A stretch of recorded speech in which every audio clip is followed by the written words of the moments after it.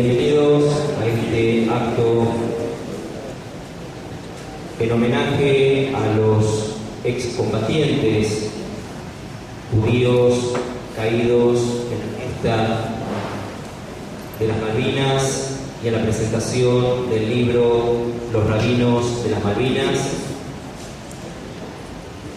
En esta noche tan especial contamos con la presencia del vicegobernador de la provincia, doctor Pedro de Alpocar, del ministro de Justicia, doctor Eduardo Ardoy, subsecretario de Derechos Humanos, Manuel Cuevas, senadores provinciales, doctor Noel Breal, Vicente Pico, diputada Marlí Brisco de Romero Félix,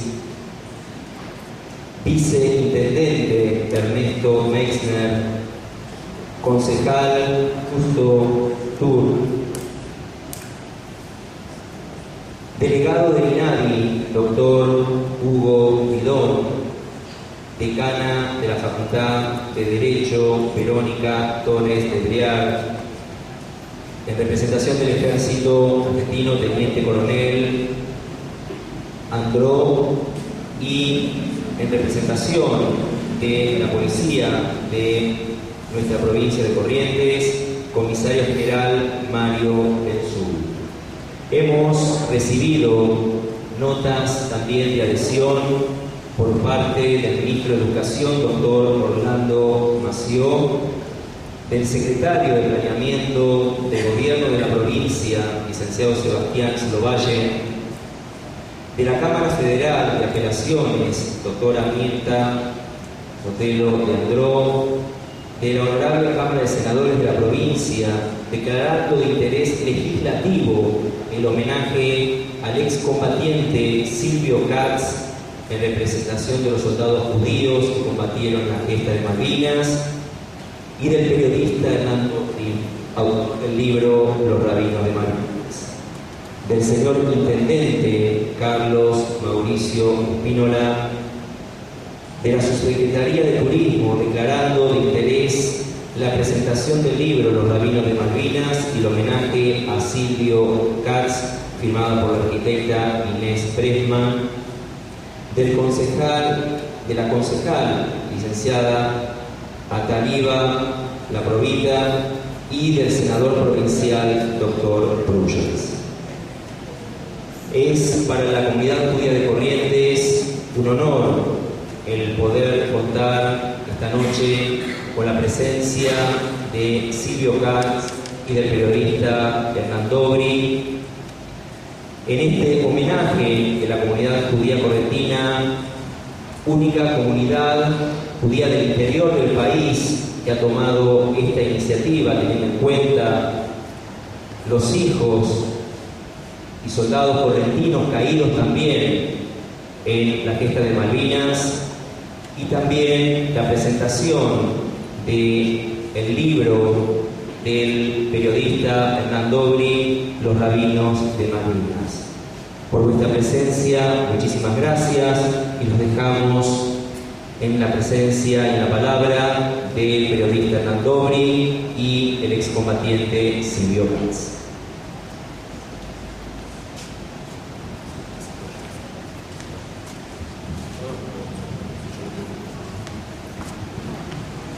Hola, buenas noches.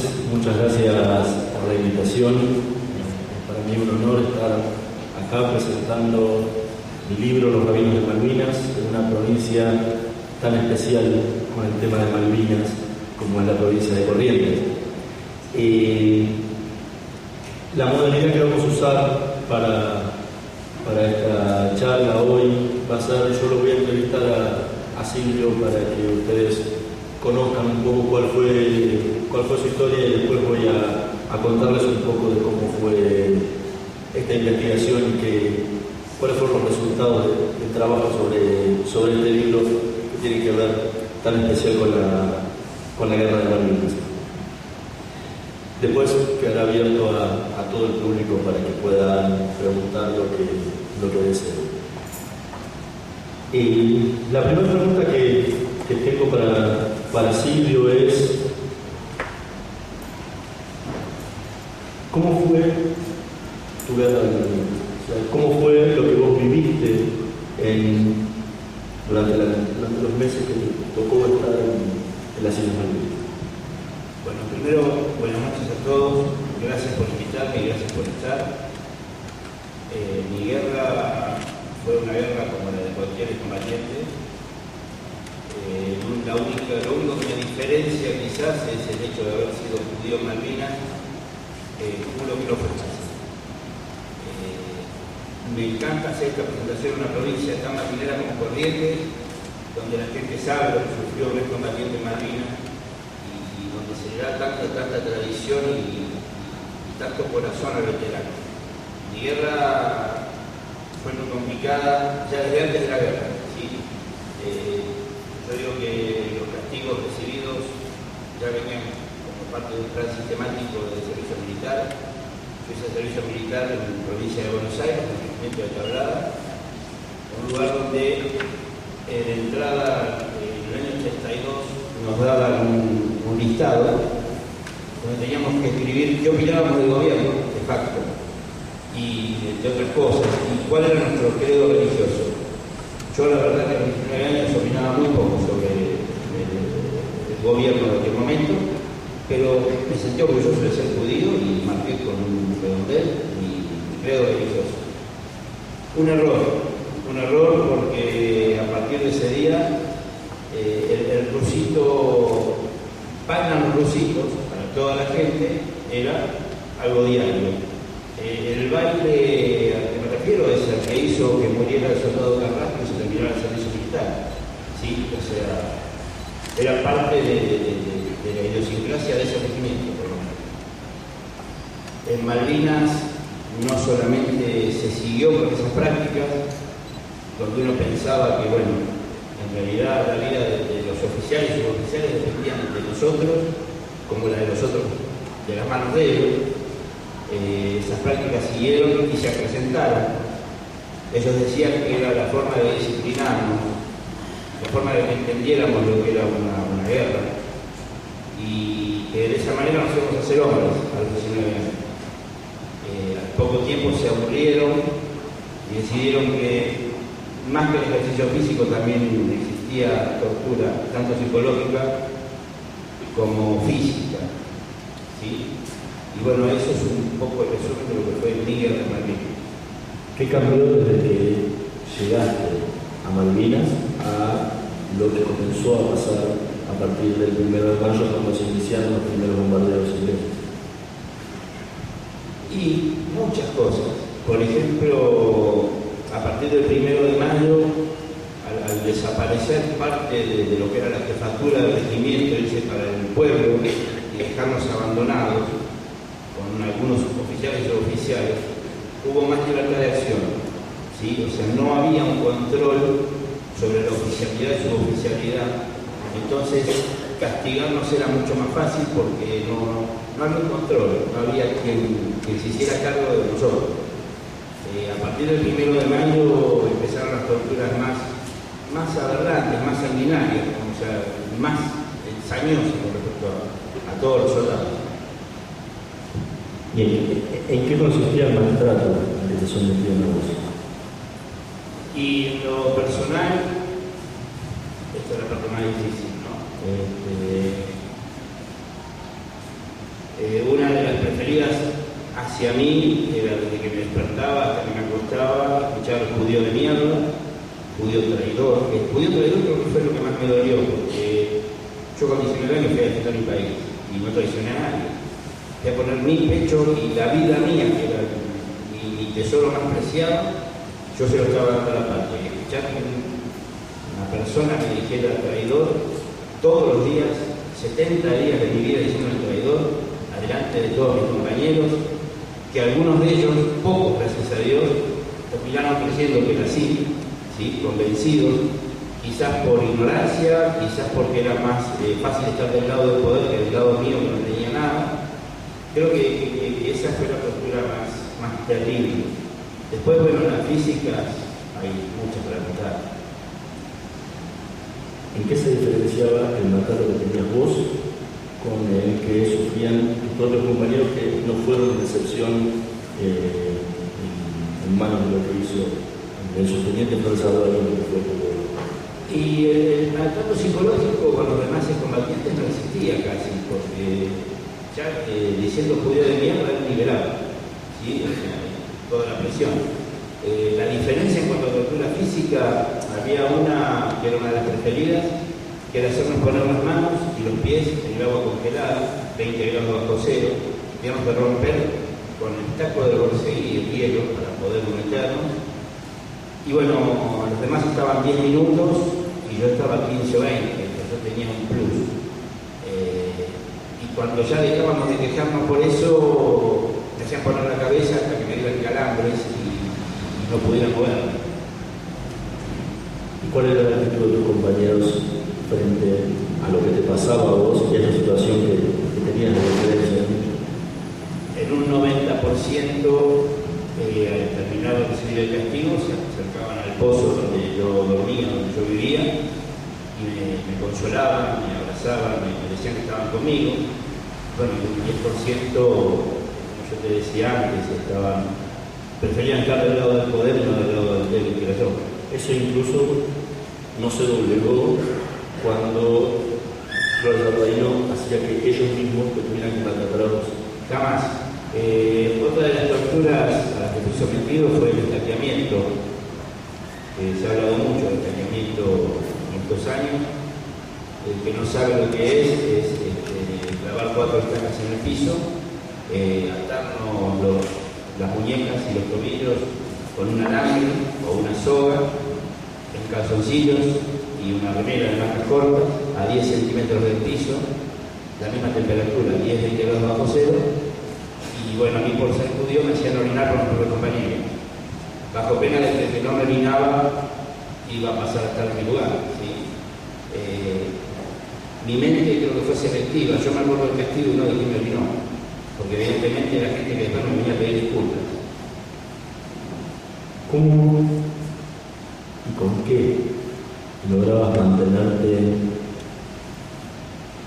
cuerdo en medio de toda esa locura, sumada al hambre, sumado al frío, sumado a los bombardeos que parecían absolutamente todos los que estaban al lado tuyo, ¿no?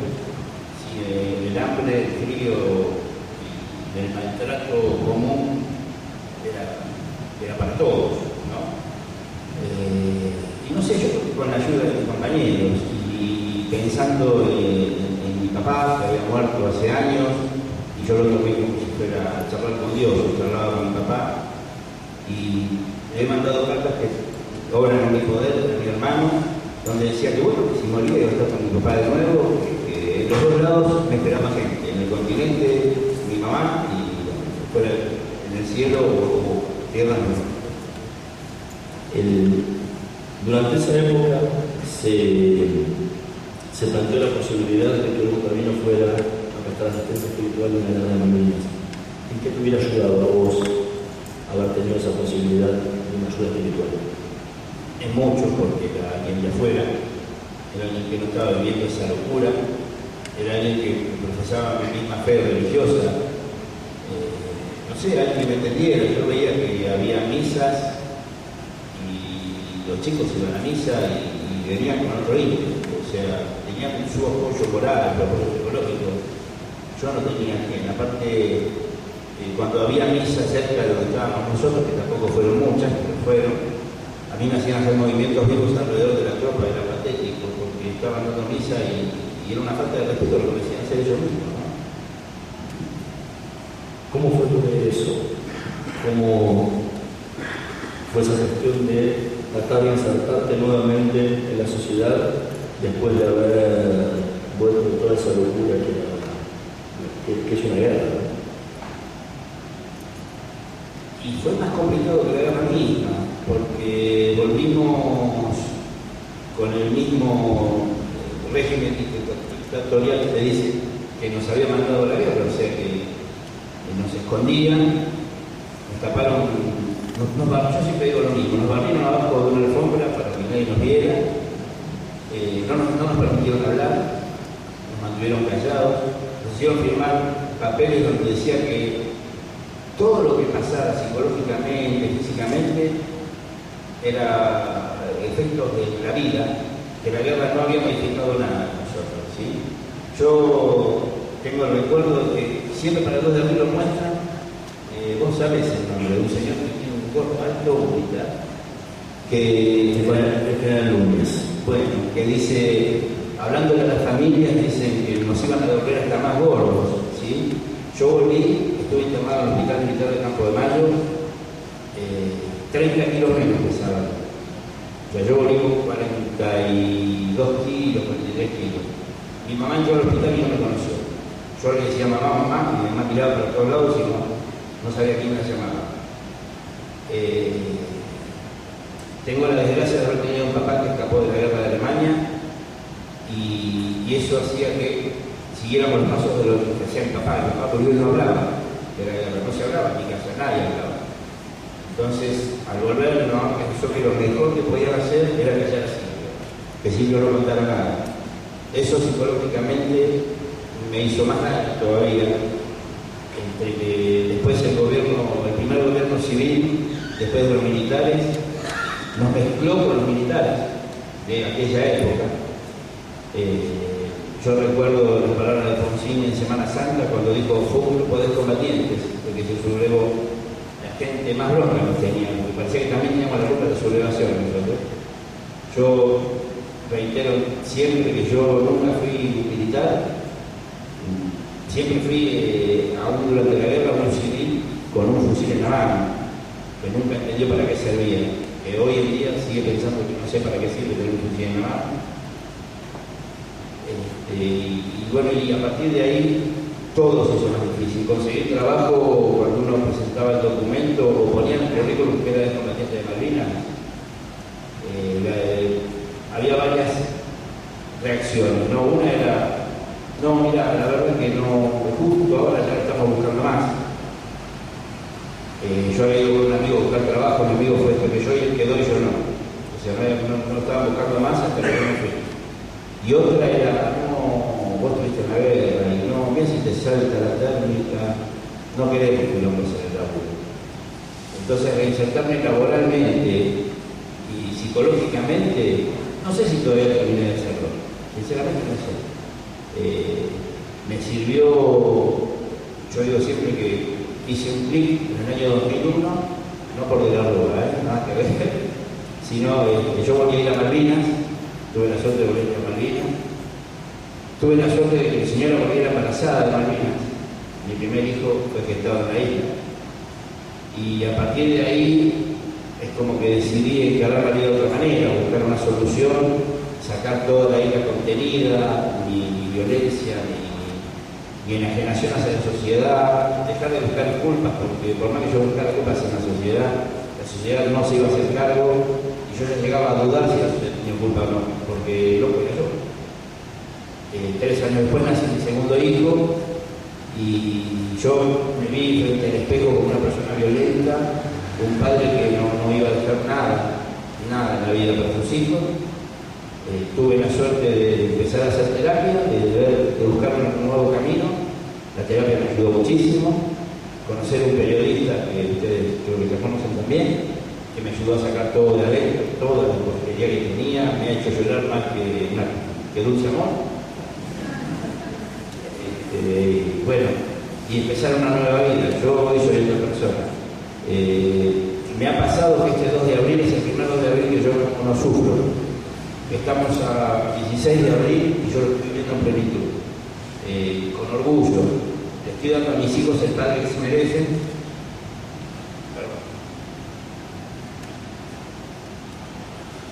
Con la mamá me hace llorar, perdóname, esa hermana, toma nota. Y bueno, y siento que yo empiezo a pagar mis propias deudas, ¿sí? Si la sociedad, como en este caso, gracias a Ángel, es un ángel de verdad, decide hacer estas cosas para pagar las deudas que creen que tienen, bienvenido sea, aceptó todo. Yo hablo hace años, desde que empecé con las denuncias, y todo este tema, cuando me dicen ¿qué buscas? Porque algunos creen que yo busco plata o busco salir en la televisión, nada que ver.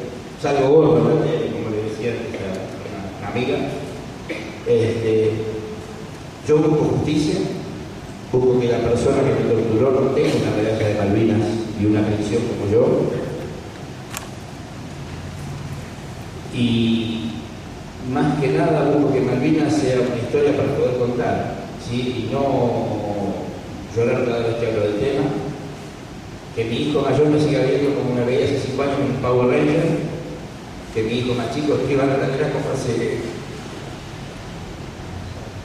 todo este tiempo que pone papá es un genio. O sea, yo logré ser mi papá.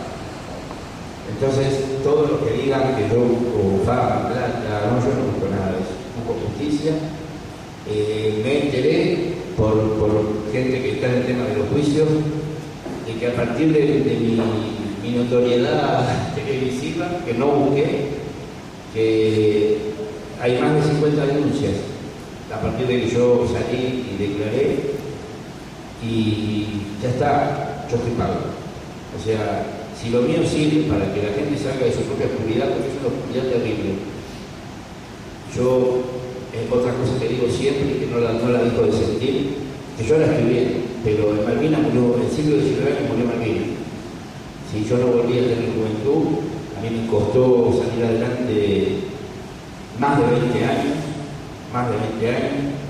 Entonces, bueno, por eso digo que no sé si todavía analiza el tema. A 30 años, ¿cuál es la cuenta pendiente que tiene la sociedad hoy con los veteranos? Y vuelvo a lo de antes, mirá, yo creo que acá tenemos he visto más de uno, y la deuda pendiente es el abrazo de todos con el veterano, que no dejen de mirar como los locos de la guerra o los chicos de la guerra, porque ya tenemos 50 años, no son más chicos. Que se den cuenta de que somos. A ver, el otro día fui a dar una charla a tu facultad y yo miraba a los chicos y yo decía, puedo haber sido papá de cualquiera de estos chicos. O sea, uno puede tener papá verdulero, legislador, camionero. Mis hijos tienen papá combatiente, ¿sí? Nada más. Es una experiencia de vida, pero soy igual que todo. ¿Cuál fue tu sensación ese año 2001 cuando pisaste Malvinas casi después de 20 años de haber vivido la guerra?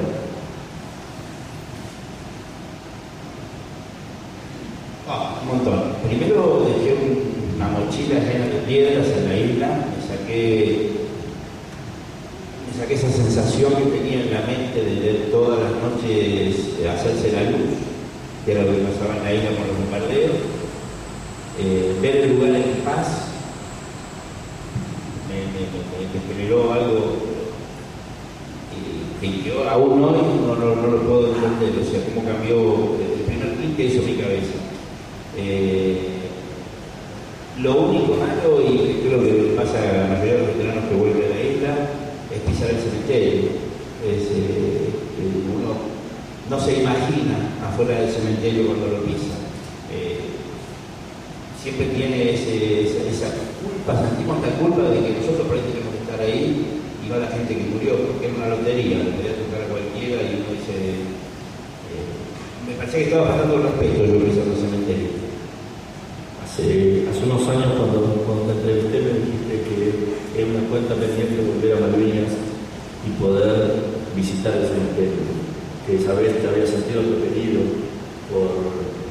por quienes estaban ahí, que diciéndote, flaco, vos no estuviste acá, andate, vos no tenés que estar acá. En diciembre de 2001 volvés en diciembre de este año, ahora en diciembre volvés a Malvinas una vez más. Voy a cumplir 50 años en Malvinas, voy a lo que yo creo que es cerrar el círculo, llevar a mis hijos, porque claro, mi hijo más chico que tiene 7 años, cuando escucha que el más grande fue procreado en Malvinas, dice, claro, él conoce y yo no, cree que no lo quiero llevar. Bueno, ahora lo voy a llevar y va a conocer. Espero que me traten bien.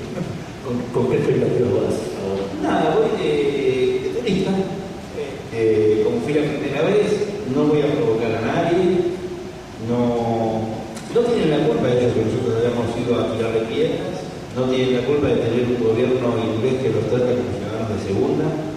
No tengo nada en contra de eso, nada, simplemente quiero ir y visitar el lugar con mis hijos, que vean que así como Malvinas es parte de mi vida, desgraciadamente parece que también es parte de su vida desde que nacieron, que no tuvieron elección. ¿Qué cambió en vos en estos 30 años que viviste después de Más gordo? No, mucho, pero todo fue por etapas.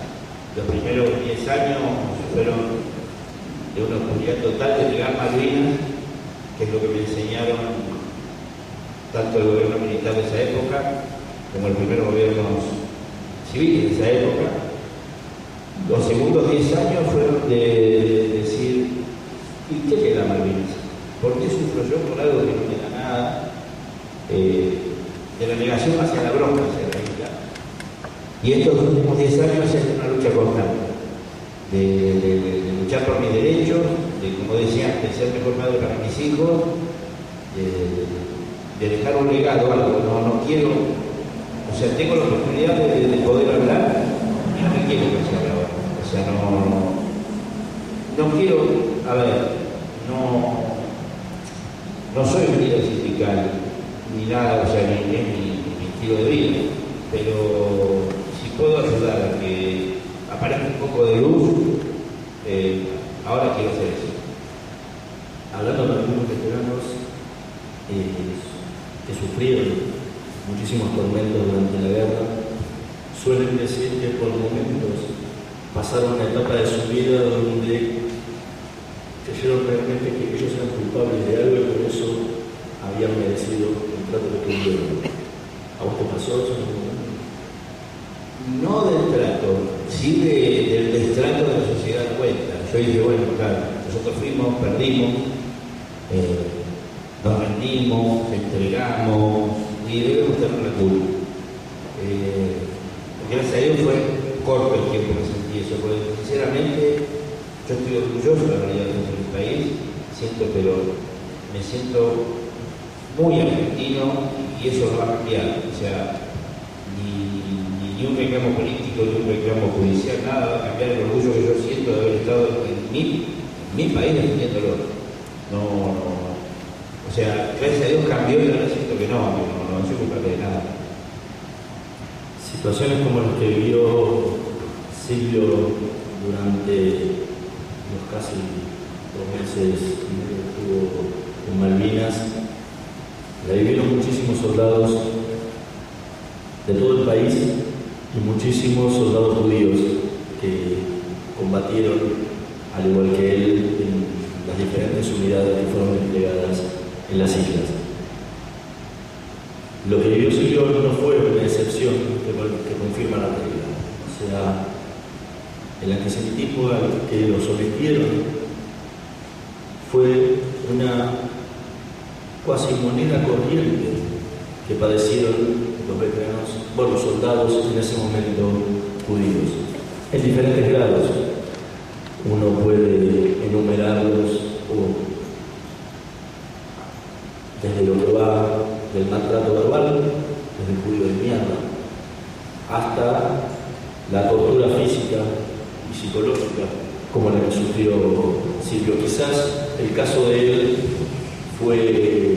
se tornó más famoso en los últimos tiempos por la hazaña con la que fue maltratado. Pero dentro de ese abanico de opciones que van desde lo verbal a lo físico, hubieron muchísimos casos, muchísimos más entre el 80 y el 90% de los casos que yo entrevisté padecieron diferentes tipos de antisemitismo. Si bien es inconcebible el antisemitismo en cualquier ámbito de la sociedad, en cualquier situación, que se dé una guerra es aún más inconcebible, porque ese muchacho de 19 años, como era él, como eran cualquiera de los demás, que tenía un arma en la mano, estaba defendiendo la patria. Estaba defendiendo la patria igual que cualquier otro. Y de la misma forma, no solo estaba defendiendo la patria, estaba defendiendo a ese oficial, a ese suboficial que lo estaba maltratando. Y quiero aclarar, no fueron todos, ¿sí? No fueron absolutamente todos los oficiales y suboficiales que estuvieron en Malvinas. Pero sí da la casualidad que fueron todos los que tuvieron soldados judíos a su mano. ¿Qué hubiera pasado con los demás? Nunca lo voy a saber, y me interesa saberlo tampoco porque es imposible. Y esto es una cuestión personal. De la misma forma que no todos los soldados que fueron a la guerra fueron torturados. Hubieron muchísimos casos de oficiales y suboficiales que se comportaron como su profesión los mandaba, con una política estricta de lo que era la defensa y la guerra, y actuaron con un heroísmo intachable, de la misma forma que lo han hecho la mayoría de los soldados. Pero el problema es que no podemos ignorar esto que pasó, porque es inconcebible dentro de una guerra que esto ocurra. Puede darse muchísimas veces que la tropa enemiga maltrate a los prisioneros que toma del ejército contrario. Pero ya que la propia fuerza maltrata a su propia fuerza, que tiene que ir a combatir, es una situación realmente absurda. Hay una frase que me han repetido gran parte de los entrevistados, de los soldados judíos que tuve la posibilidad de entrevistar durante los 2 años que trabajé en la investigación para mi libro. Y es que, como si lo consideraban traidor, en muchísimos otros casos le preguntaban: ¿usted es judío? ¿Qué hace acá? Esa persona no entendía absolutamente nada. Hacía ahí lo mismo que hacía él, o que hacía el que estaba al lado, o que hacía cualquiera de los otros que estaban ahí. Era tan argentino como él, y posiblemente hasta fuera más argentino, porque estaba defendiendo la patria y no tenía problema en hacerlo, y no iba a inculpar ni a maltratar absolutamente a nadie. Esa situación se fue perdiendo. Cada día van apareciendo casos nuevos.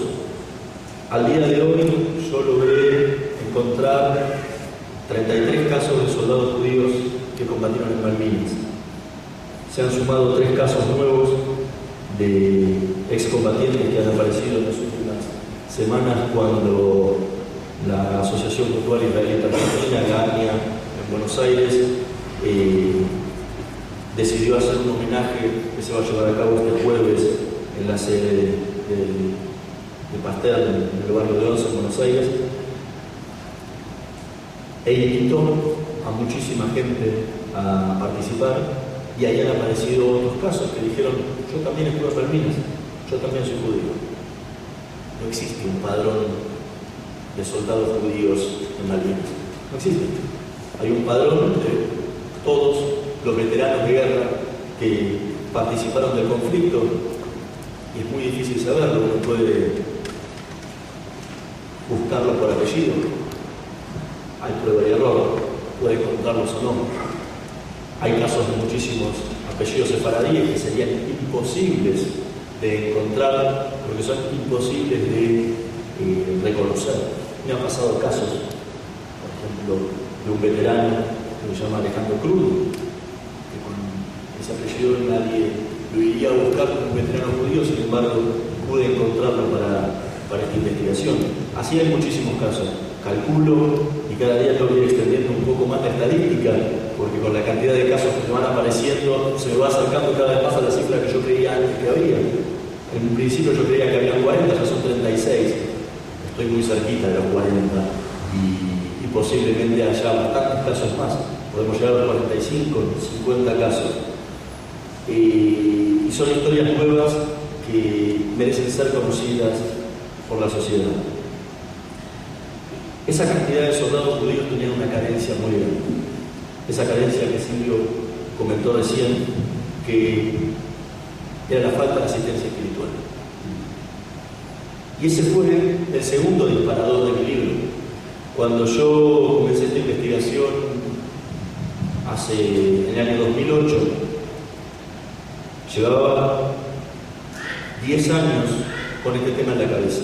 En el año 98 había leído un pequeño artículo en un semanario de la colectividad judía desaparecido ya, que se llamaba Nueva Presencia, que decían apenas 3 líneas: 3 rabinos viajan a Malvinas. Me llamó poderosamente la atención.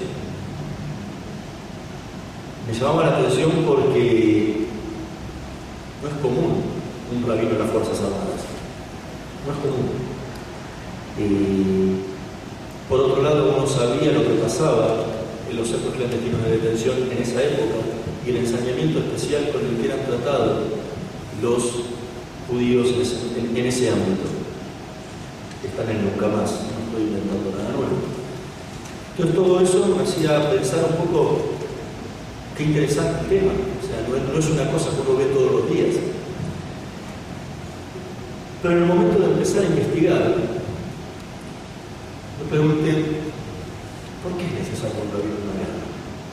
¿Qué tiene que hacer un rabino en una guerra? ¿Cuál es la necesidad que tiene una persona de que un rabino lo vaya a asistir, y más en una guerra como la guerra de Malvinas, en la que uno ya sabía todas las carencias que tenían los soldados? O sea, más que cruzar un rabino a Malvinas, es preferible cruzarle comida, es preferible cruzarle abrigo.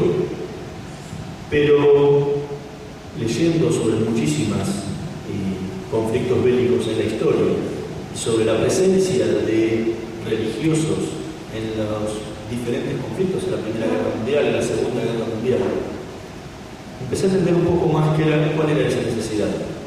Pero el tema que se me planteaba era: ¿les habrá pasado esto mismo a los soldados judíos que estuvieron en Malvinas? La mejor forma de saberlo era buscarlos y preguntarles, y saber qué era lo que habían vivido ellos en la guerra y cómo nos hubiera ayudado que un rabino hubiera estado a su lado. Me llegó una gran sorpresa, porque de las carencias generales que vivieron muchísimos de los soldados allá, ya las conocían, sin ir más lejos, solamente con leer o haber visto la película, que la mayoría las debe haber visto, Los Chicos de la Guerra, año 1983. Ya se sabía de las carencias de los soldados en la guerra. Ya no estamos descubriendo absolutamente nada nuevo, y en estos 30 años se ha contado muchísimo. Pero me encontré con una sorpresa que yo no pensaba encontrarme, y fue el antisemitismo.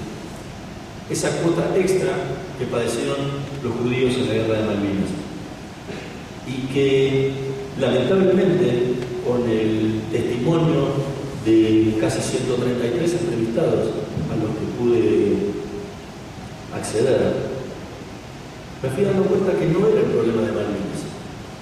Malvinas no fue una isla donde, sí, Malvinas son islas, ¿no? Pero no fue una isla donde las cosas ocurrieron un día para el otro porque sí. O sea, el antisemitismo que sufrieron los soldados judíos no apareció el 2 de abril con la recuperación de las islas, o el 9, 10, 11, 12, cuando estos soldados llegaron a Malvinas, ni fue una locura que le desató a esos oficiales y suboficiales el verse en medio de bombardeos y no saber cómo canalizar su odio y sus temores. No fue eso. El que piensa está minimizando lo que pasó en Malvinas. Los maltratos, como lo contó Silvio hace un rato, lo venían sufriendo desde el servicio militar. Lo sufrieron todos los días cuando eran soldados conscriptos. Y no solo trabajé con los 33 veteranos de Malvinas, como mi libro trató sobre los rabinos, que después les voy a contar mejor, estuvieron en la Patagonia. Hablé con muchísimos soldados que estuvieron desplegados en la Patagonia, con muchos soldados que hicieron el servicio militar en regimientos que iban desde Río Gallegos, que pasaban por Comodoro Rivadavia, por Trelew, regimientos de Buenos Aires, regimientos de Córdoba, regimientos de Chaco, de Formosa, de provincia de Buenos Aires, de Capital Federal, de muchísimos lados. Y todos me contaban lo mismo, a todos le pasaba lo mismo, con una variante un poquito más para acá, con una variante un poquito más para allá, soldados en Río Gallegos que me contaban que sus oficiales los sacaban a bailar a las 2 de la mañana en pleno invierno en calzoncillos sobre cantos rodados solamente a los judíos. Y no estaban en la guerra, no había pasado Malvinas, no estaban sufriendo el estrés de un combate, eso pasaba.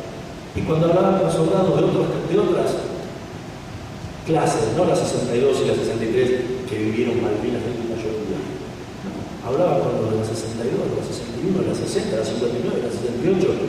Y cuando uno habla con los padres o con muchísimos de los presentes que estén aquí, que hayan estado en el servicio militar, judíos y no judíos, porque han tenido compañeros judíos, pueden testificar, testimoniar qué es lo que vivieron los soldados judíos haciendo la conscripción en esos años. Y no fue Malvinas, siguieron los años, y si uno avanza hasta el 94, terminamos en el 94 cuando se termina el servicio militar obligatorio, los casos son los mismos. Más ensañamiento, menos ensañamiento, depende de la persona. No hay una doctrina en las Fuerzas Armadas Argentinas que diga que los oficiales y suboficiales deben maltratar al judío en el servicio militar. No existe, no está en ningún lado escrito. Es una cuestión netamente personal. Y conozco casos, muchísimos casos que me han dicho, yo no sufrí nada. Pero la acumulación de casos, la repetición de casos, lo torna una situación normal, una situación corriente, hasta el punto de que no esté mal hacerlo. Y no le pasaba al judío solamente.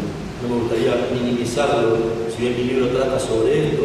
Tiene que ver con todo quien era a quien consideraban diferente. ¿Sí? De otras religiones, los testigos de Jehová, porque no querían jurar la bandera, la pagaban, los homosexuales la pagaban, el negrito la pagaba, todos la terminaban pagando. El soldado Carrasco no era judío, ¿sí? Y terminó padeciendo el límite más extremo de lo que podía ser un baile humano. En ese ámbito es donde me planteo cuál era la necesidad de un rabino. Y la verdad, ellos determinaron de confirmar que un rabino hubiera sido muy importante en las películas, extremadamente importante. Más de uno me decía en el libro, me hubiera abrazado a él, no lo hubiera largado más. Le hubiera preguntado, ¿por qué me maltratan? Porque soy judío. ¿Por qué estoy sufriendo esto? Las necesidades eran muy grandes. Y lamentablemente los soldados judíos, y no solo los soldados judíos, los soldados musulmanes, no conozco cuántos hay. Los soldados evangélicos, tampoco conozco cuántos hay. Sufrían las mismas carencias. Ninguno de ellos tenía la posibilidad de tener asistencia espiritual en esa guerra. En el medio de todo esto, la comunidad judía decidió presentarle una petición al Estado Mayor Conjunto, o sea, puntualmente la DAIA, es una petición en base también a un pedido que había surgido en una reunión posterior a un servicio de Shabbat, en la que el rabino Marshall Meyer, que no sé si todos han oído hablar de quién es, ha sido uno de los mayores luchadores por los derechos humanos que ha tenido la Argentina toda, y no la comunidad judía, sino la Argentina toda, en plena dictadura militar. Hombre que ha recibido y ha ido a dar vueltas por la madre de Plaza de Mayo en plena dictadura militar, sin temor a lo que le hicieron.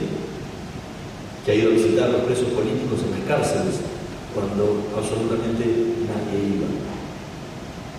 Él discutía con el rabino Baruch Lavin, que está acá en la tapa, discutía en el medio de esa ceremonia, estamos a mediados de abril, ¿qué había que hacer ante la recuperación de las Malvinas? ¿Había que apoyar o no? Y la pregunta era, porque no por la causa Malvinas, no porque alguien dudara que las Malvinas fueran o no argentinas, no lo dudaba nadie. El problema era que se sabía por qué el gobierno militar estaba llevando a cabo la recuperación de las Malvinas en ese momento. Entonces la cuestión era, ¿apoyamos o no apoyamos? Meyer decía que no, que esto era una situación para que el gobierno militar se perpetuara en el poder, para legitimar filmarse en una situación donde 3 días antes había recibido la huelga general y había de parte de la CGT y había habido una represión terrible en Plaza de Mayo y en muchísimos otros lugares del país. Entonces, ¿qué hacer? Meyer decía, no hay que apoyar. De ninguna forma tenemos que oponernos a la guerra de Malvinas. No había guerra, estamos hablando del 17 de abril, a esto hay que oponerse. Y el rabino Baruch Planck y otro grupo que se reunía con él, dijeron, no, a nosotros nos enseñaron desde chiquitos, desde el colegio primario, que las Malvinas son argentinas. Y de ninguna forma podemos oponernos a la recuperación de algo que es nuestro. Si quieren los ingleses negociar 130 años con la posesión de las Malvinas, que negocien ahora con nosotros con la posesión nuestra. De ninguna forma podemos permitir que esto quede así. Entonces Miriam le respondió, ok, si tanto te interesan las Malvinas, anda. Hay soldados judíos yendo a Malvinas, necesitan un capellán. Meyer era estadounidense, ¿sí? Y en Estados Unidos, desde la guerra de secesión, siglo XIX, hay rabinos en las Fuerzas Armadas. Siempre, desde ese momento, desde que Abraham Lincoln firmó la aprobación de que haya rabinos como capellanes castrenses, nunca dejó de haberlos, en todas las fuerzas. Entonces, claro, para él era una moneda corriente que un rabino fuera a acompañar a las tropas que marchan a la guerra. También es normal que Estados Unidos marche a la guerra. Entonces, para él era inconcebible que no fuera. Planck lo acompañaba a él siempre en las cárceles. Entonces, sabía muy bien del compromiso. Y le dijo, yo no tengo ningún problema en él. Llamar a Daya, que ellos hagan los trámites para hacerlo. Eso disparó a Daya una preocupación y lo plantearon y se lo llevaron al Estado Mayor Conjunto a ver qué pasaba. No había guerra, entonces era un tiriafloje, nadie pensaba que iban a venir, o si lo pensaban no querían reconocerlo. Entonces, eso fue quedando. Después del 1 de mayo, le dijeron, ok, vaya. La Daya pidió mandar a 3 rabinos porque quería distribuirlos en zonas diferentes, porque sabía dónde había mínimamente algunos soldados judíos, porque los propios padres ya habían empezado a ir a las instituciones a ver dónde estaban sus hijos, porque algo que no notó Silvio, él se enteró que estaba en Malvinas cuando aterrizó en Puerto Argentino. Para él iban, y muchísimos más, iban al sur a reemplazar a los regimientos del sur que iban a ir a Malvinas. Ellos no pensaron jamás que iban. Entonces, si ellos no pensaban que iban, menos los padres podían saber a dónde los habían mandado. Estamos hablando de la dictadura militar, no es la vida de hoy en día. Y la Daya decidió, en conjunto con el Estado Mayor Conjunto, para la redundancia, que iba un rabino, Baruch Planck, ir a Puerto Argentino como él lo había pedido. Y los otros 2 rabinos, Tzvi Grumblat de Chabad Lubavitch, iba a ir a Río Gallegos con las tropas que estaban ahí acantonadas, y el rabino Efraín Línez iba a ir a Comodoro Rivadavia. Ese era el plan original. Como obviamente de todo esto se hacía cargo de la comunidad judía, el Estado les daba el alojamiento y el transporte, porque la comida obviamente no se le iba a poder dar porque no tenían ni idea de dónde era la comida callar. Y se la tuvieron que llevar para los 15 días de Buenos Aires. Lo que tuvieron que hacer fueron postas, porque un rabino que abandona su comunidad, no hay otro que lo reemplace. Las estructuras dentro de la comunidad judía no son tan grandes como para tener 2 o 3 rabinos que puedan suplantar al que está oficiando. Cada rabino tiene su comunidad y si se va no queda nadie, y menos en esa época. El caso de Planck no era tanto problema porque era el rabino asistente de Meyer, pero por ejemplo el caso del rabino Felipe Yaffe, que fue el que lo reemplazó a Baruch Planck, era el rabino de la comunidad de Córdoba.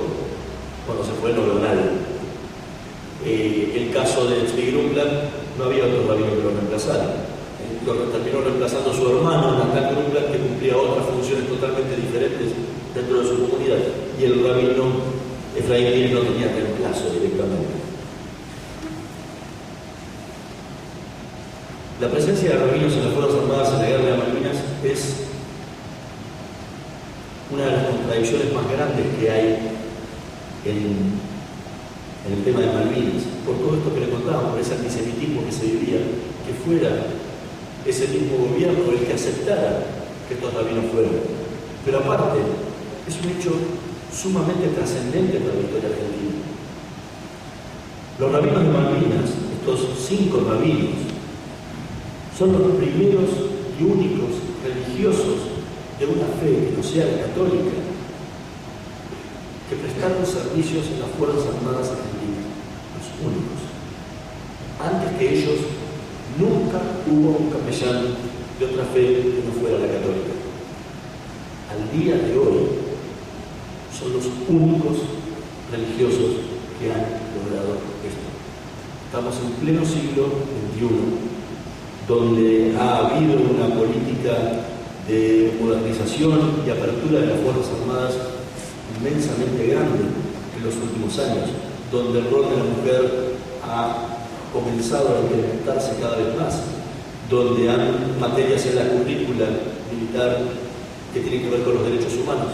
Sin embargo, al día de hoy, la única religión que sigue teniendo la exclusividad de la atención espiritual de los miembros de las Fuerzas Armadas sigue siendo la católica. Ninguna otra. Desde el año 94, cuando terminó el servicio militar obligatorio, la presencia de judíos en las Fuerzas Armadas ha decrecido muchísimo. Hoy en día es imposible saberlo porque las últimas medidas que ha tomado el gobierno estableció que no se puede hablar de religión, nadie puede saber ni hablar ni con los soldados, ni con los oficiales, ni con los suboficiales sobre religión. O sea, nadie tiene por qué saber ni preguntar nada que tenga que ver con la religión, con lo cual es bastante más difícil saber quién es judío, no solamente quién es judío, sino quién es evangélico, quién es musulmán, o de cualquier otra fe que pueda estar en este país. Entonces es bastante difícil saber si habría alguna necesidad hoy en día de que un rabino estuviera. Pero evangélicos en las Fuerzas Armadas hay muchísimos. Hay centenares. Y no puedo decir, miren, no tengo una estadística como para adelantar la cosa, pero por lo menos centenares, entre soldados voluntarios, entre oficiales, entre suboficiales, entre civiles que prestan servicios en las Fuerzas Armadas. Y esa gente tiene los mismos derechos constitucionales, porque tenemos los mismos derechos y pagamos los mismos impuestos. Esa es una gran cuenta pendiente que todavía tiene la sociedad por terminar de modernizar las Fuerzas Armadas.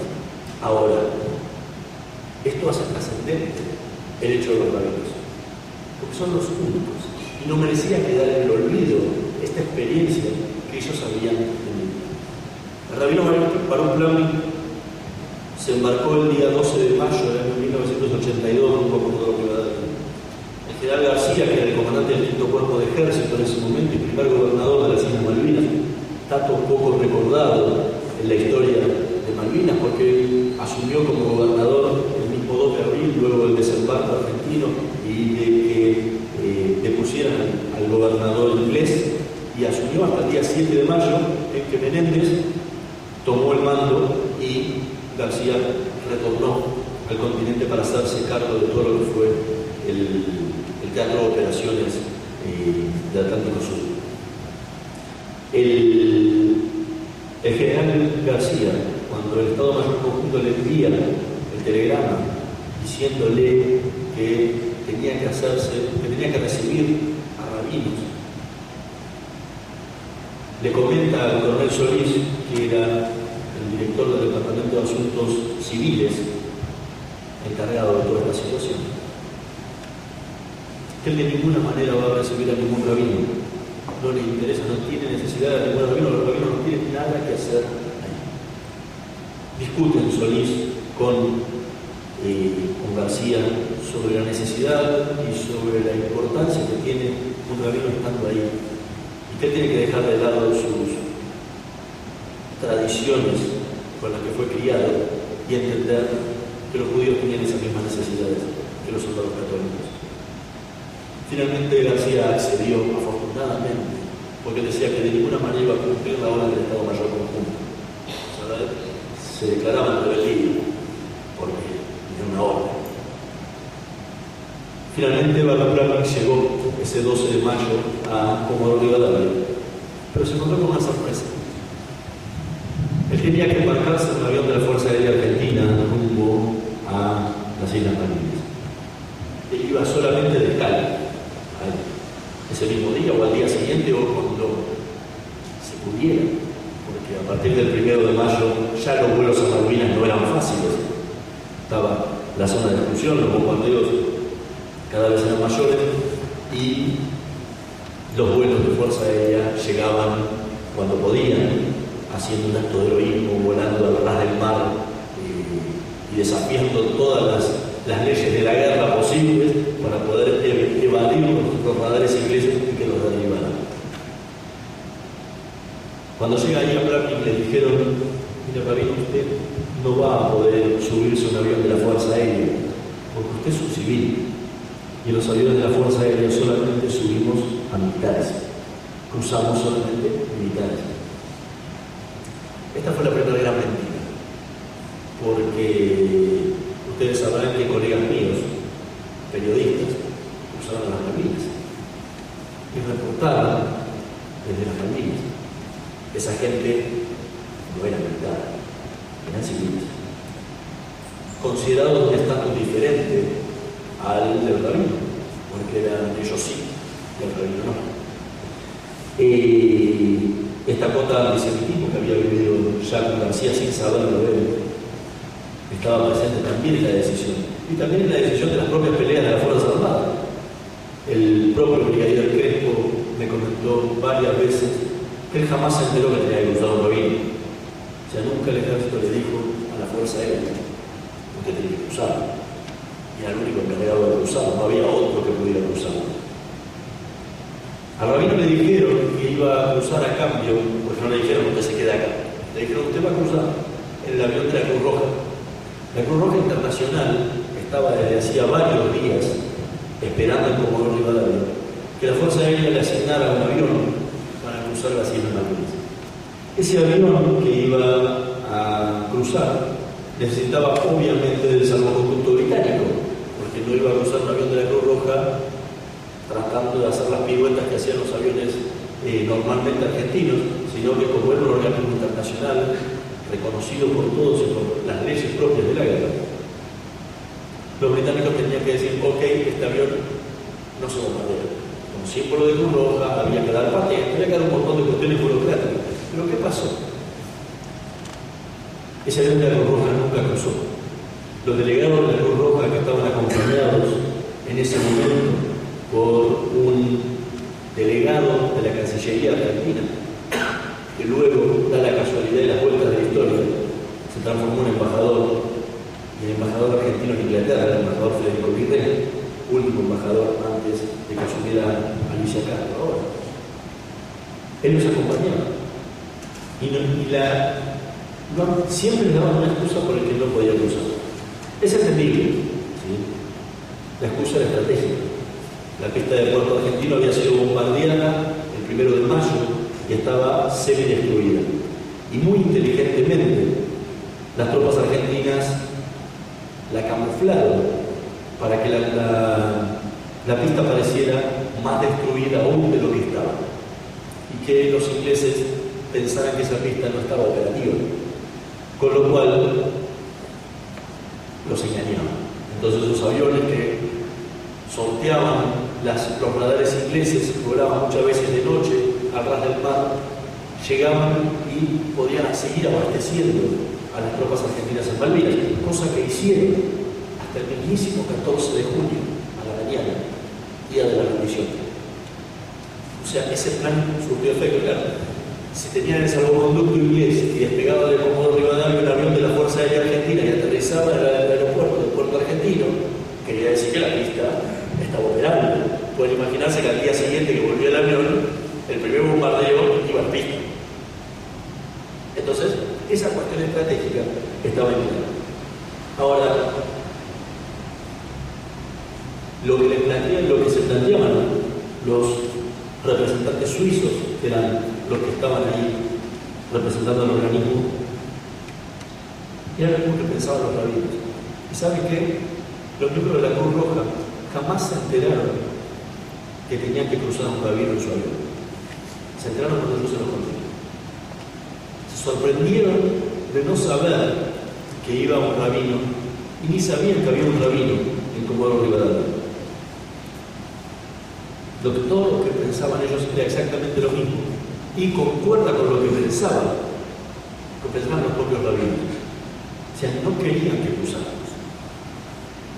No querían saber de nada que nosotros cruzáramos. No hacían ningún esfuerzo para que eso ocurriera. El problema es que si nosotros cruzábamos a Malvinas, íbamos a ver lo que pasaba. Lo que contó Silvio, lo que le pasó a muchísimos otros soldados en Malvinas. El frío, que es inevitable, como la Patagonia, Argentina, hace frío. Toda esa falta de abrigo, el hambre, los 30 kilos que perdió Silvio y que perdieron muchísimos soldados durante la guerra, los estancamientos, los maltratos, todo eso lo iban a ver, todo eso se iba a saber. Claro, iba a ser muy difícil que alguien callara a un miembro de la Cruz Roja Internacional, que justamente su misión es verificar todo este tipo de cosas. Entonces, si ese avión de la Cruz Roja cruzaba y esos miembros de la Cruz Roja revisaban lo que estaba pasando, se iban a notar, eso se iba a saber en el mundo, como pasó con muchísimos otros lugares donde han presentado denuncias. Lo mismo pasaba con los rabinos, porque el capellán castrense, que es el cura que acompaña normalmente a las tropas, esos diferentes rangos, ¿no? Porque la asistencia católica dentro de las Fuerzas Armadas tiene el rango de obispado, así que tiene un obispo, bueno, hoy no tiene obispo, pero desde la cabeza del obispado hasta el capellán castrense, que es el que está en cada regimiento, hay todo un escalafón muy grande. Son parte de la fuerza. Durante mucho tiempo tuvieron hasta rango militar. Eran parte del espíritu del cuerpo de las propias fuerzas. El rabino no. El rabino era un civil. El rabino era un civil externo a las Fuerzas Armadas.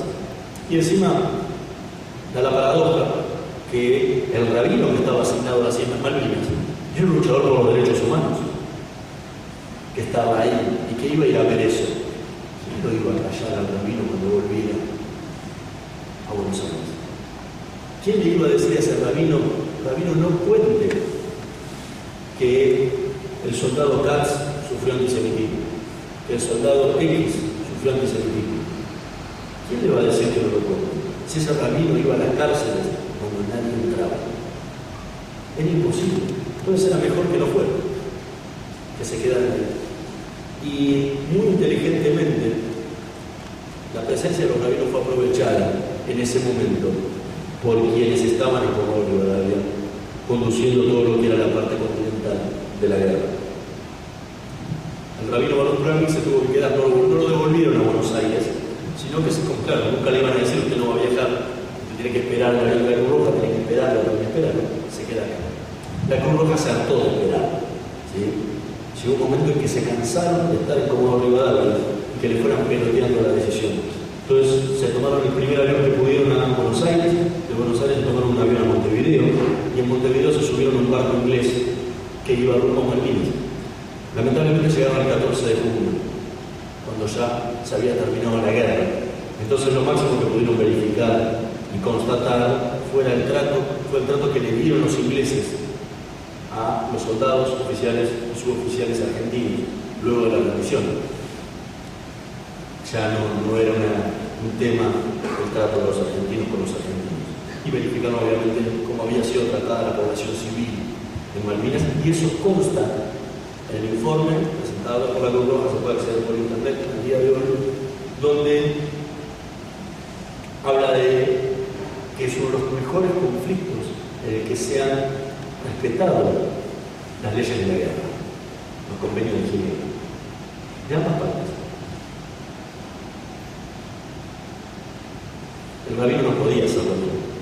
Pueden imaginarse, en pleno gobierno militar, un rabino que estaba asignado a cumplir una tarea dentro de las Fuerzas Armadas no podía decidir un día para el otro irse, tomarse un avión a Buenos Aires, subirse a otro avión a menos aún subirse en un barco inglés siendo argentino. No me van a dejar subir.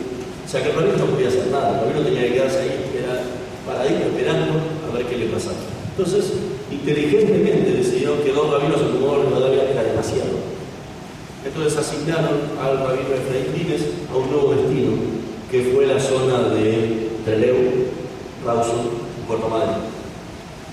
Y al rabino Barón Prat lo dejaron en Comodoro Rivadavia. ¿Qué pasó? 2 días después de su llegada, era viernes, era Shabbat. Y el rabino se entera de que hay una sinagoga abandonada en Comodoro Rivadavia. Al día de hoy sigue abandonada. Es una triste realidad que viven muchas comunidades en el interior. Se empieza a enterar de que hay miembros de la comunidad judía en Comodoro Rivadavia y se ponen de acuerdo con el ejército de reabrir esa sinagoga para hacer una ceremonia religiosa para los soldados judíos que estaban desplegados en la zona de Comodoro Rivadavia.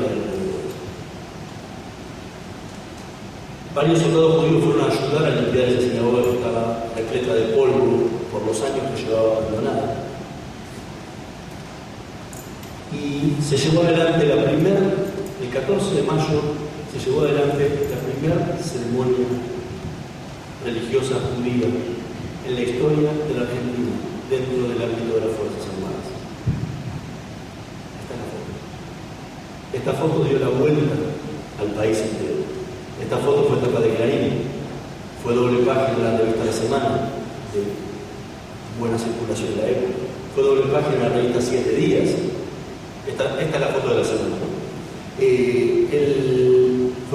Fue artículos en la prensa, La Razón, La Nación, todos los diarios de la época estuvieron en él. Claro, aprovechando de que se hacía una ceremonia había que publicitar e invitaron a no solo militares, no aparecen en la foto, están más atrás. Quiero decirle que esta sinagoga acá vendría a ser más o menos como el predio ferial de Palermo comparado con lo que era la sinagoga de Comodoro Rivadavia. Creo que si agarramos este pedacito de acá es demasiado grande para lo que era esa sinagoga. Estaba llena de periodistas. Los soldados se sintieron incómodos, porque lo que era algo importantísimo para ellos había terminado siendo usado como una propaganda. Era, miren cuál revistas somos. Cuando realmente ese rabino que estaba acá, rodeado de soldados, tendría que haber estado en las Malvinas, rodeado de soldados. ¿Y quieren que le diga una cosa? Tuvo que ver con el continente y no con las Malvinas.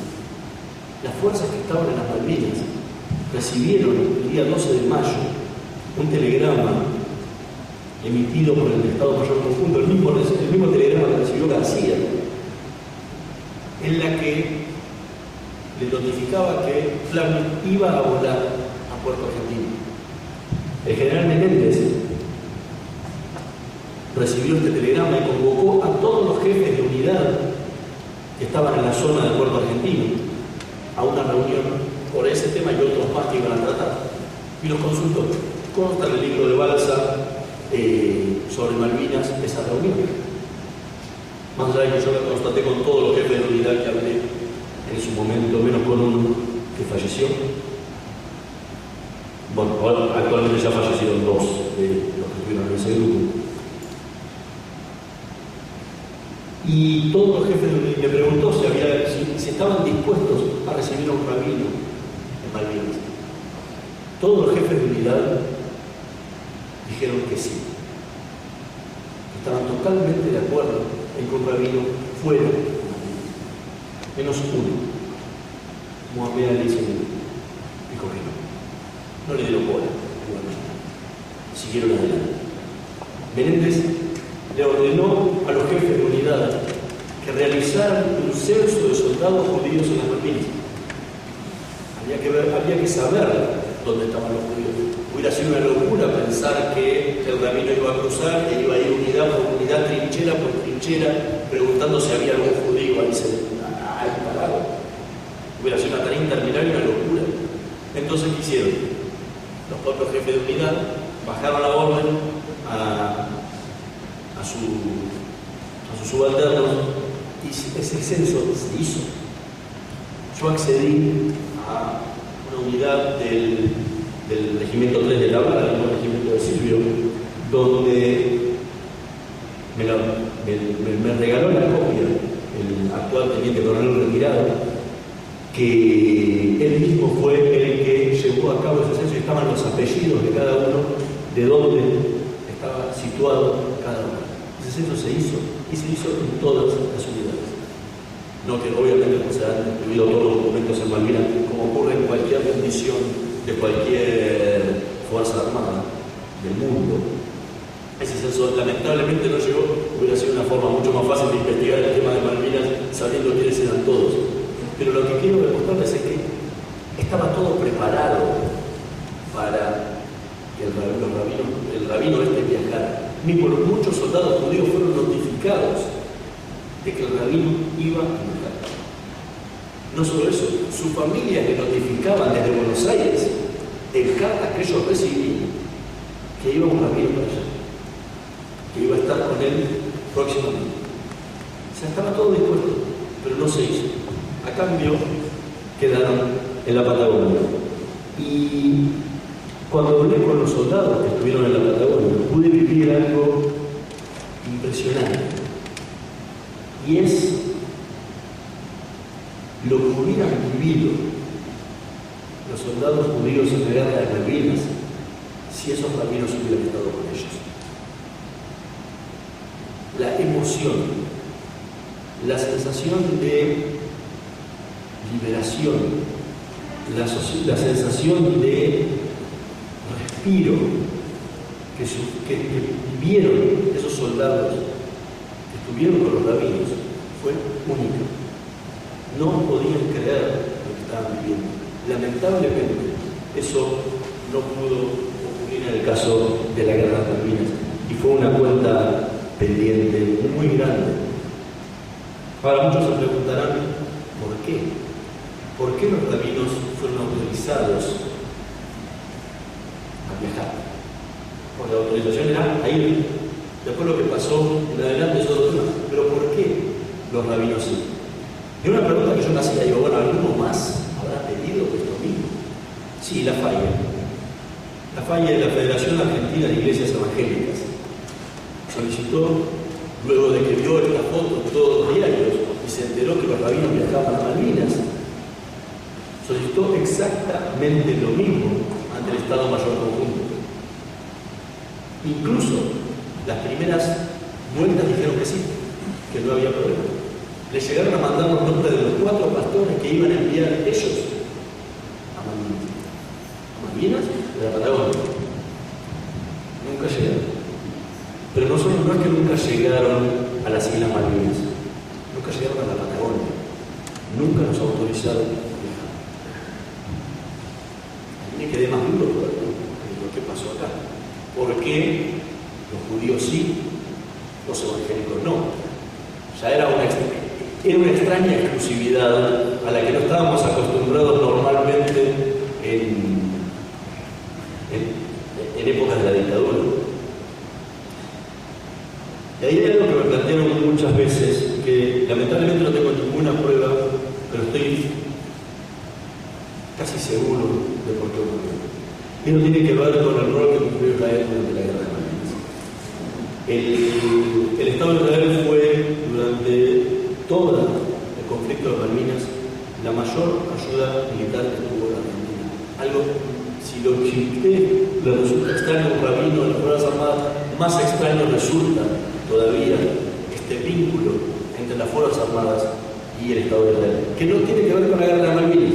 Era un vínculo que venía desde el año 1978 en forma constante, cuando Israel se tornó un proveedor estable de armamentos de las Fuerzas Armadas, cuando se preveía el conflicto militar con Chile.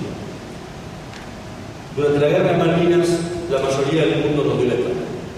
La mayoría del mundo que le vendía armas a la dictadura de la misma forma lo hacía cualquiera. La venta de armas no es ilegal. Y eso tiene que quedar clarísimo, no es ningún negocio raro.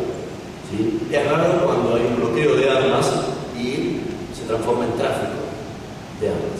Pero la venta de armas es considerado un commodity de la misma forma que lo he considerado la soja o el jugo de naranja. Cualquier otro.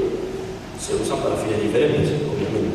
Pero en ese caso tendríamos que hacernos preguntas mucho más filosóficas que tienen que ver por qué las armas, por qué la guerra. Tendríamos que plantearnos entonces por qué las fuerzas armadas en el mundo, con lo cual no vamos a llegar a ningún lado. Porque los países necesitan defensa.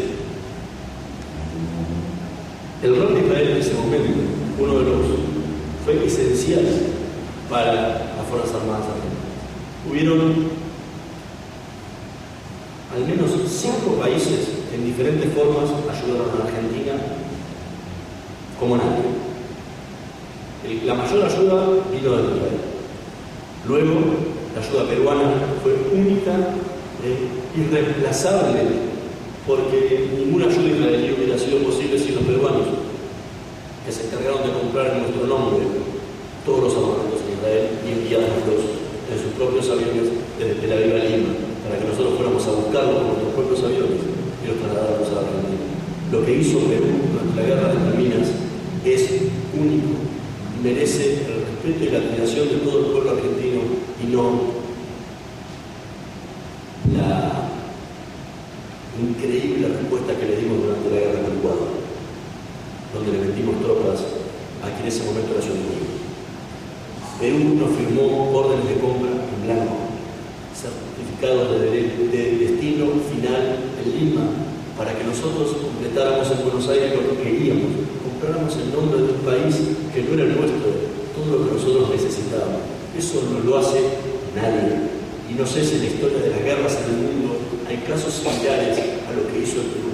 Con nosotros, más allá de lo que nos enviaron, ellos tenían eso hacer. Venezuela, Ecuador nos han prestado también ayuda. Y Libia, extraño caso por las relaciones inexistentes que había entre los dos países en esa época, también nos han enviado armamentos.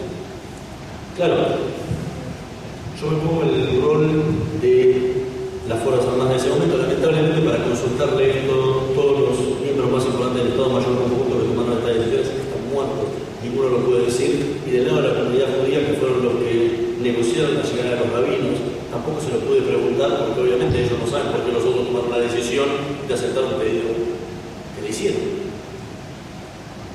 Pero no sería absolutamente nada raro pensar que el Estado Mayor Conjunto dijo: nos pide la comunidad judía que vayan rabinos.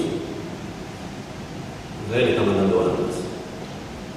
Que vayan, no sea cosa de que se enojen porque la Daya salga a gritar y a decir que hay antisemitismo y que no quieren mandar un rabino al sur y nos corten mucho con las armas. Y con eso se nos complique muchísimo poder seguir la guerra adelante. Es mi opinión. No tengo prueba de eso, pero después de haber estudiado mis 2 libros durante más de 5 años el comportamiento y haber hablado con cerca de 120 militares que participaron de todas las operaciones de compra que se hicieron en Israel durante el gobierno militar, entiendo bastante cómo era la línea de pensamiento en ese momento. Y no sería nada raro que la respuesta al pedido de la Daya hubiera pasado por ese lado.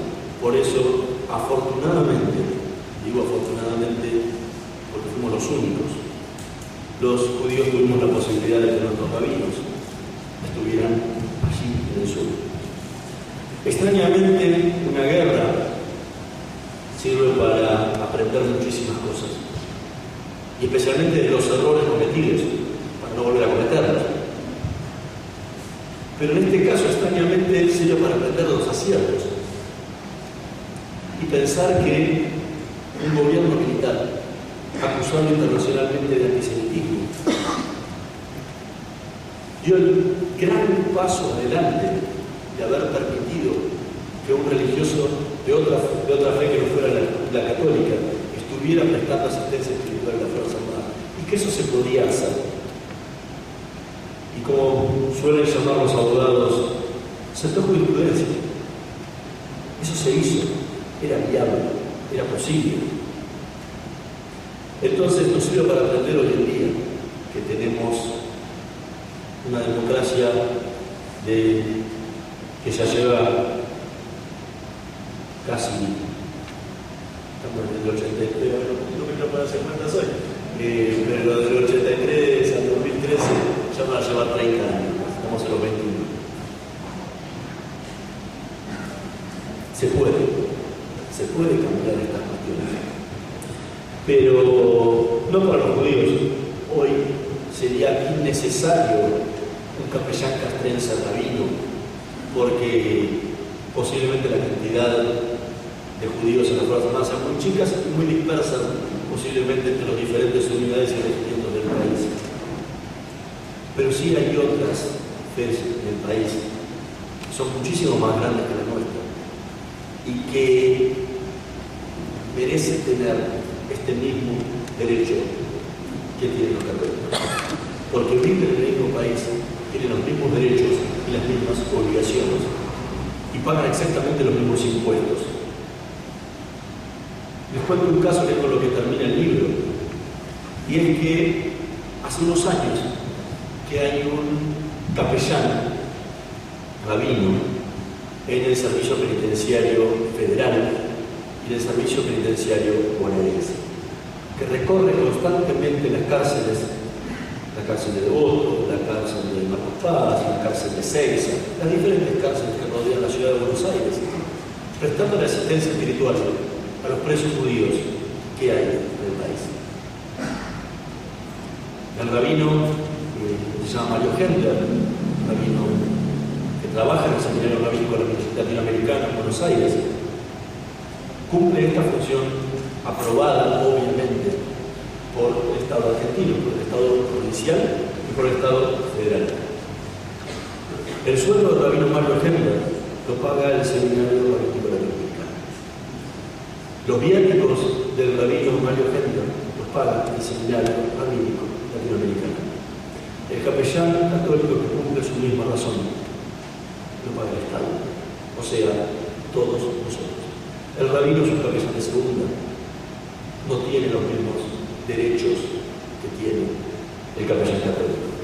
Y cuando se planteó, hoy, democracia, siglo XXI, ¿qué hacer? Oficialícenlo como el cargo que tiene y que cumple y la función que cumple diariamente. Incluso la cárcel de Devoto tiene una senadora adentro. La respuesta que recibió de altísimas autoridades de la Iglesia Católica de la comunidad judía fue que no hay ningún problema. La Iglesia Católica va a apoyar, si se presenta la oportunidad de oficializarlo, que el rabino sea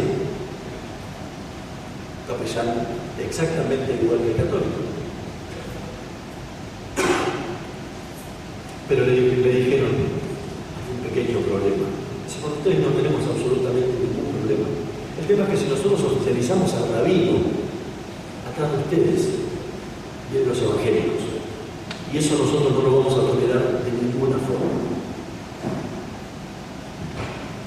Argentina, siglo XXI, son algunas de las cuentas pendientes que nos quedan como sociedad y que afortunadamente, en medio de una guerra, de la locura que significa una guerra en cualquier lugar del mundo, eso fue posible. Y nos abre la puerta para que eso vuelva a repetirse una y mil veces más en todas las provincias, en absolutamente todos los ámbitos del Estado argentino. Esa es una lección que nos deja afortunadamente positiva una guerra que causó tantas muertes como la guerra de las Malvinas. Muchas gracias.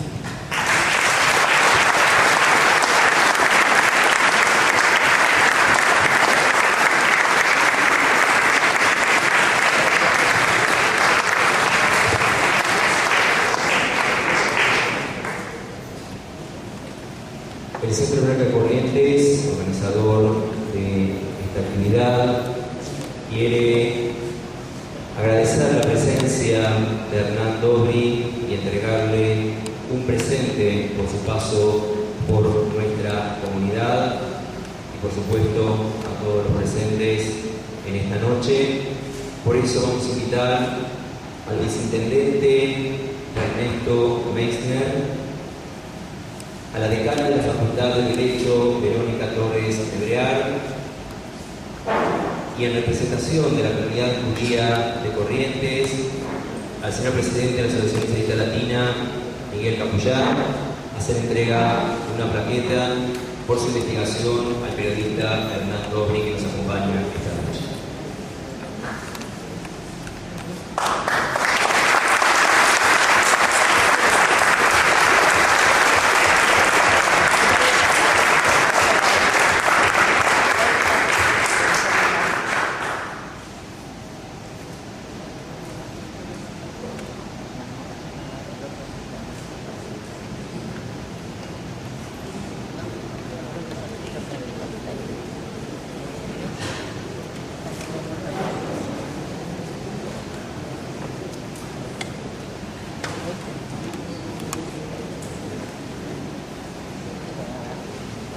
Asimismo, nuestra comunidad quiere homenajear a Silvio Katz y, en nombre suyo, a todos los excombatientes de la Guerra de las Malvinas y en especial a los combatientes judíos que participaron de dicha gesta, entregándole también un recordatorio por su paso por nuestra comunidad. Y para ello invito al vicegobernador de la provincia de Corrientes, Pedro Trián Bocar, al subsecretario de Derechos Humanos, Manuel Cuevas, y al presidente del Centro Hebraica Corrientes, organizador de esta actividad, que se le entrega el presente.